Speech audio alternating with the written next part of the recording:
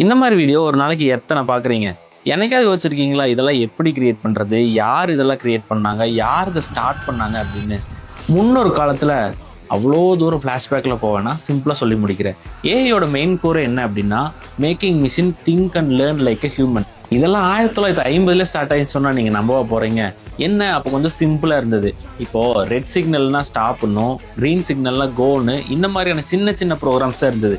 இதுக்கடையில் நியூவாக ஏதோ ஒரு கண்டிஷன் வந்துச்சு அப்படின்னா மிஷின் ஃபெயில் ஆயிரும், அவ்வளோதான். He is the father of AI. In initial stage it is working based on the rules and programs. Years ஆக தான் அது எவால்வ் ஆகி நம்ம இப்போ யூஸ் பண்ணுற ஏஐ அளவுக்கு வளர்ந்துருக்கு. நம்ம யூஸ் பண்ணுற ஏஐ எல்லாம் எப்படி ஒர்க் ஆகுது அப்படின்னா, நம்மக்கிட்ட இருந்து டேட்டா எடுத்துக்கும், இல்லைனா நம்ம கொடுப்போம், அதை அனலைஸ் பண்ணும், அதுக்கு ஏற்ற மாதிரியே அது ட்ரெயின் ஆகும். ஸோ அவுட்புட் எப்படி வரும் அப்படின்னா, நம்ம கேட்கறதுக்கு ஏற்ற மாதிரியான அவுட்புட்டை அது கொடுக்கும்.